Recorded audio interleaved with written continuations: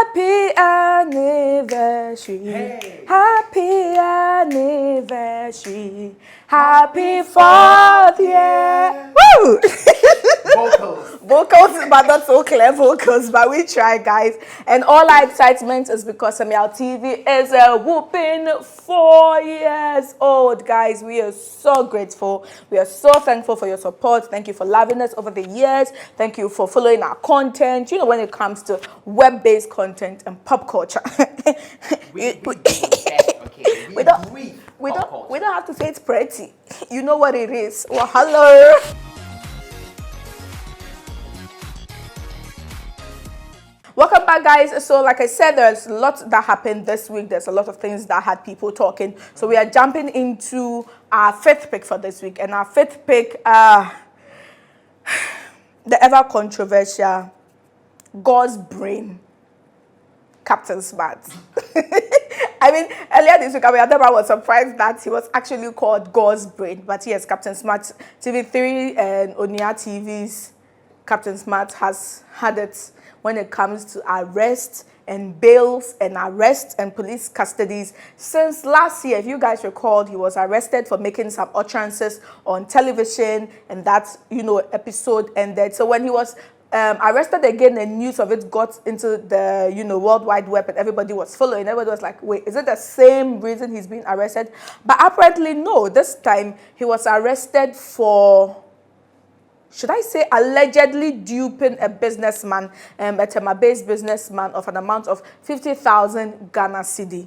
The person allegedly was having some shady dealings at the Tema port, and to prevent Captain Smart and his other junior journalists from not talking about it, they decided to be paid that amount, and they ended up not paying that amount. So the person got angry and reported him to an anti-corruption leader, and the anti-corruption leader reported Captain Smart, and Captain Smart got arrested. So basically, that was what happened.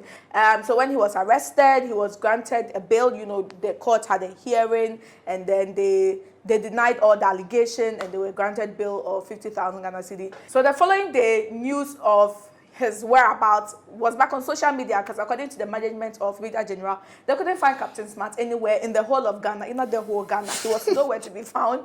And they finally traced him and found him at the Greater Police Station. He definitely was not looking smart behind those bars, but one way or the other, they got to sort the issue out. He got, you know, released, and he's back on his favorite show, his favorite space, to do what he does best. And we really, really hope this is the last of it, and it's not something that will turn out to be a targeted attack on his personality or who he is. We all know how outspoken Captain Smart is, so hopefully we'll see the end of this soon. But Charlie, Captain Smart, God's brain, apply your brain and be smart. And that is all we have to say about this, people. That's all. So we are moving on to our next story. And since it's been months since Moesha's crossover to the repented side came to being, or came to light, but then it's not going down anytime soon. Like, if Moesha makes a post on IG, it becomes a news story. If Moesha is seen in a video, it becomes a news story. People are still in shock. I don't know if it's shock or just surprised of the new 10 leave. Well, she's added something else to shock people. So now Moesha is on a prophesying spree. I mean, God has not only saved her, God is also speaking to her. And today our editor Randolph said something that's quite funny. Now, yes, he's now repenting. But anyways, Moesha has been prophesying, and one of those lucky people to have been a recipient of those prophecies. One of those prophets happened to be Hajia for real. So Hajia's music career is one that Ghanaians are still trying to wrap their heads around. I think, why are you still wasting money doing this? But hey, that is the thing about people and God. Humans see far less than God can see. Ooh, so preach. Exactly, Moesha touched me. Moesha is saying that God has spoken to her to tell Hajia for real that her fine girl song will take her far. That is the beginning of her prosperity. She should just keep on loving God, and you know what? She will be known all over the world. Everybody say amen. Hey. So apart from the Hajia for real prophecy, she was also seen asking Kwame for a feature on a gospel song. So listen, the ministry of Moesha Budon in the ministry of God is about to be powerful. Okay, Mommy Gio is not even coming to get close. But yes, you're going to keep our hands tight and fingers crossed and waiting to see how far the ministry goes and how beneficial and fruitful it will be to the people in the kingdom of the Lord. Moving on to our third pick, and it's about our public servants. And this time it's about 2 police officers, one that sadly lost her life and another that did a great job and has been, commended to be promoted to a higher position. Now, Police Officer Comfort, who is just 29 years old, was, doing her usual rounds at the Kaswa-Apam Highway checkpoint when a Toyota vehicle, lost control. The driver lost control and literally just crashed her instantly to death. I mean, it's a story that when you hear, you try to visualize how things happen and it just breaks your heart. And that's the sentiments a lot of Ghanaians have been sharing on social media when this news broke. But the police administration has visited her family. They've shared their support and their condolences. And then a lot of people are like, yes, these police people are doing their job, but they also need to make sure that they are safe. And drivers also need to be patient when driving and all of that. But RIP to the police officer who died in the line of duty. We hope that, her soul rest in peace.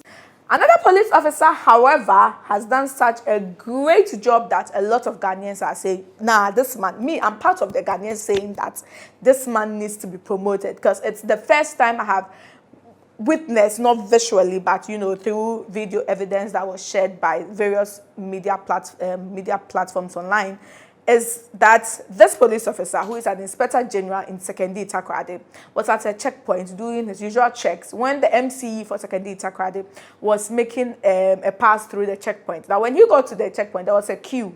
And being the honorable and big oga that he felt he was, he decided to veer out of the queue and go, because Oyabadze were honorable, aka chief municipal executive. So when he veered out, the police inspector said, no, boss, it's a small queue. Just take your time. It will get to your turn. Out of anger, this honorable said, who are you? I'm using fancy because it's a candidate acquired the issue. I'm MC. Best stop in my car. No way. So according to the police officer, the MC nearly knocked him down with the vehicle when he tried stopping him. And that agitated him to say that, no, honorable, even if you are honorable, this is not right, this is illegal, and I'm detaining you and calling the patrol team on you. That was when the honorable said, hey, aunt, you want to fight with cockroach?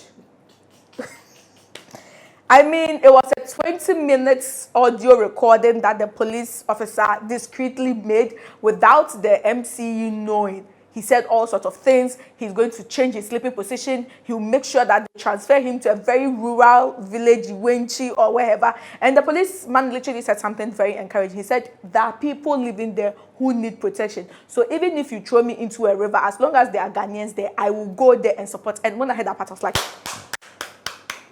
Right?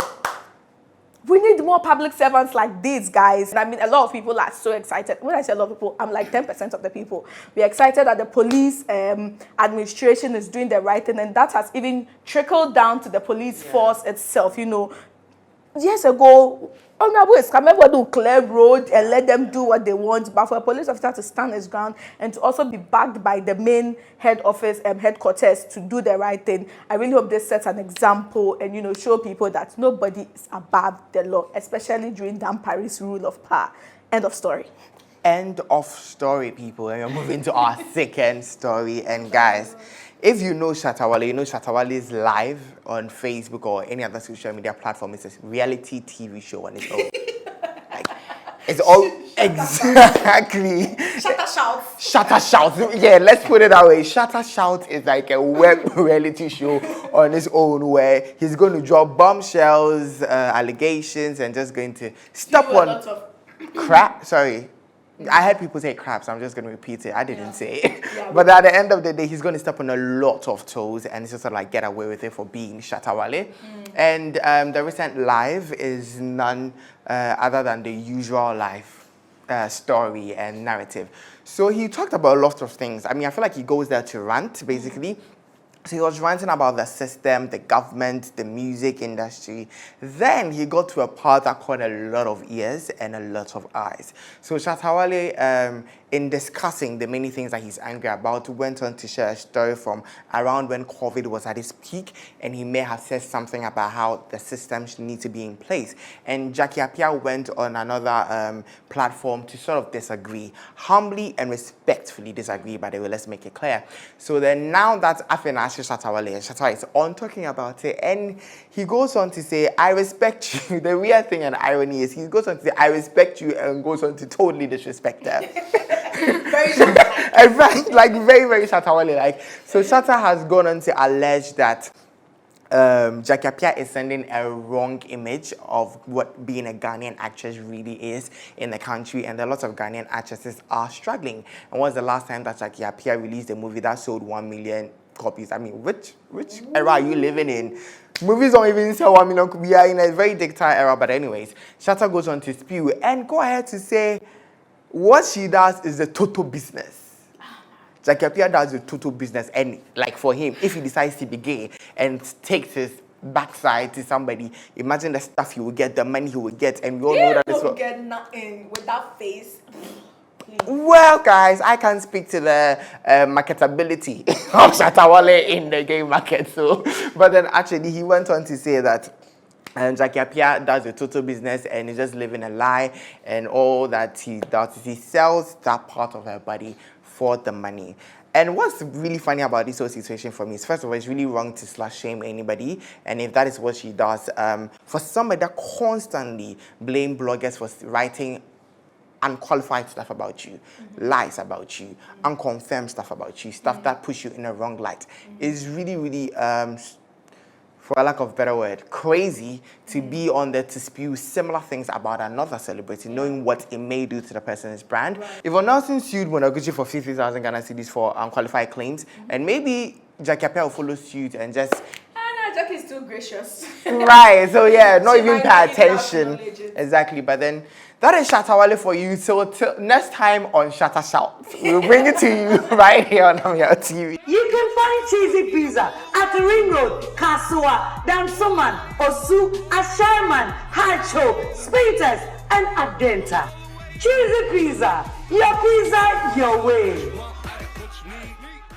Hi guys, Zeinat here, and you are welcome to the fun segments of topics, and we are going to jump straight in and go to our first segment of the week, and none other than Shade of the Week. This week's Shade is coming in hot from the camp of Sewa Ameyaw. So Sewa tweeted, isn't there any hospital in Ghana that can take care of the speaker? And by speaker, she meant Honorable Abang-Bakwin, who flew out of the country to Dubai to get his, usual checkup. And then she added, are hospitals that bad? And a Twitter user by the name Nanaya Prempe commented and said, why did you choose to do your ass in another country whilst there's a Bingfu in Ghana?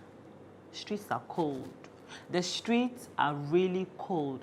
Who told you Sewa has gone to get her ass done? Who even told you?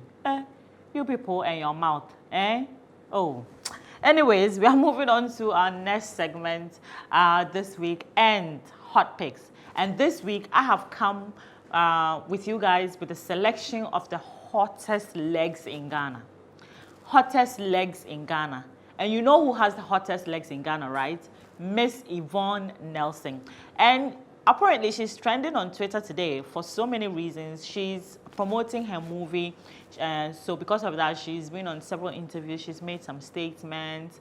She also posted a photo of her wishing Dumelo a happy birthday yesterday, which has also, gotten her into the news, and a host of others. But this week, I decided to come with you guys with 4 of her hottest photos that she's showing off those well-trimmed legs. Guys, Yvonne doesn't play when it comes to her legs. So guys, check these out and tell me if these legs are entering your eyes. Our next segment and last segment this week is Throwback. And this week's Throwback, Miss Bellamundi has always been a sweetheart, such an adorable lady. And this photo goes all the way back to when she was a teenager. It looks like she was you know, in a wedding or something. But that silky dress, the headband, the way she was leaned on the car and everything, just make her look so innocent. I mean, even now she still looks innocent, but who knows what she knows, right? Yes, guys. That has been everything we have for you guys on this week's fun segment of topics. Until next week, it's bye-bye for now.